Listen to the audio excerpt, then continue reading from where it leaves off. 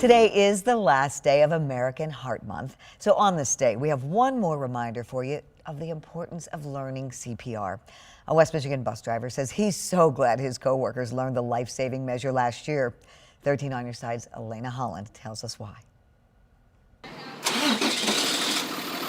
Timing is a funny thing. It's almost like the pieces of the puzzle all fell together. Twice, timing worked out in Janisse's favor. First, when he retired. I kept on hearing radio broadcasts about West Ottawa was looking for bus drivers. He signed up for a new career.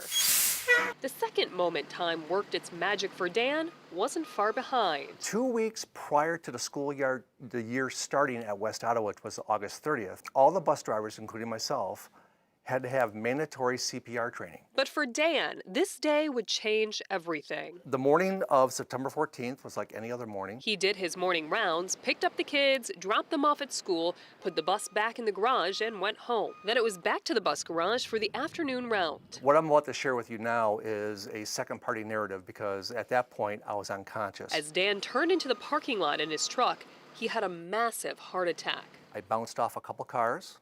I went through a retainment fence and right into a 15,000-gallon diesel fuel tank that we used to fuel up all the buses with. His foot was lodged against the accelerator, back tires spinning. The garage mechanic, Kurt, saw what happened, ran out, and reached inside my driver's side window to shut off my ignition.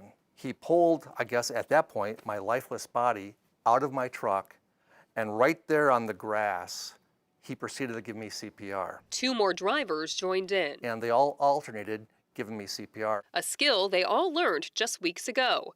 Timing, remember? They hit me with the pedals twice to get my heart going. At Holland Hospital, he had 3 stents put in, but Dan's heart attack was a big one. He was transferred to Corewell Health Meyer Heart Center in Grand Rapids. There I was on this ECMO machine for almost 10 days. At some point, time acted up once again for Dan and stopped. I was at the pearly gates, and all of a sudden 2 hands were placed on my shoulders, and call it a heavenly host, an angel, whatever, and in the most profound voice I've ever heard, "You have unfinished business, you need to go back." He woke up with a breathing tube in his throat. I don't know what my unfinished business is going to be. But he learned one thing. It's had a profound impact on my life. After relearning to walk at Mary Freebad Rehabilitation Hospital and cardio rehab at Holland Hospital, Dan is back. I just thank the Lord above for the second chance, I really do. Second chance, seconds ticking onward. If I did not get CPR, I probably wouldn't have made it. That is a story, Elena.